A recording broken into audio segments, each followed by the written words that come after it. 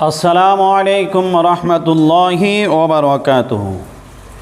ইন্নাল হামদুলিল্লাহি ওয়াসসালাতু ওয়াসসালামু আলা রাসূলিহিল কারীম, আম্মা বা'দ।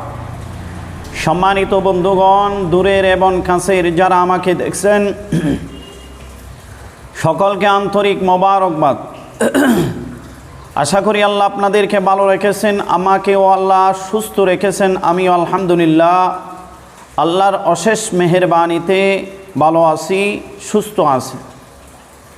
আমি আপনাদেরকে এমন একটি আমল বলবো, যেই আমল করলেই আমাদের জিনিস, আমাদের সম্পদ যেই চুরি করে ওই সুরের মধ্যে জ্বালা ধরে যাবে, জ্বালা শরীরে জ্বালা ধরে যাবে। যেই জ্বালার কারণে, যন্ত্রণার কারণে আপনার সম্পদগুলো ফেরত দিতে ওই সুর বাধ্য হবে। আমলটা কি?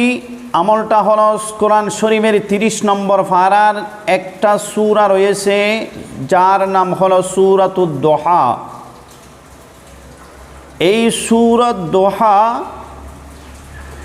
এমনভাবে আমাদেরকে পড়তে হবে,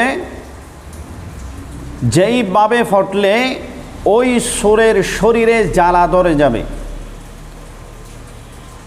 পড়ার নিয়ম হলো, আপনি সর্বপ্রথম উজু করবেন পবিত্র হয়ে, এরপরে জায়নামাজ নেবেন। জায়নামাজ নিয়ে কিবলামুখী হয়ে সুন্দর করে বসবেন। বসে কয়েকবার দরুদ শরীফ পড়বেন, তবে দরুদ শরীফটা একটু বেশি করে পড়বেন। মাঝখানে 11 বার সূরাতুদ দোহা পড়বেন। লাস্টে আবার কয়েকবার দরুদ শরীফ পড়বেন। তবে পড়ার সময় নিয়ত থাকতে হবে, আল্লাহ যেন এই সূরা এবং দরুদ শরীফের উসিলায় ওই সুরের শরীরে জ্বালা ধরিয়ে দেয়। এমন মন মানসিকতা নিয়ে মনোযোগ সহকারে আমলটি করতে হবে। তবে আমল করার মাঝখানে কারো সাথে কথা বলা যাবে না, অন্যমনস্ক হওয়া যাবে না, ধ্যান হারা হওয়া যাবে না। সঠিকভাবে, সুন্দরভাবে ধ্যানমগ্ন হয়ে আল্লাহর দিকে তাওয়াজ্জু করে, আল্লাহর উপর পূর্ণ ভরসা রেখে, আস্থা রেখে এই আমল যদি আপনি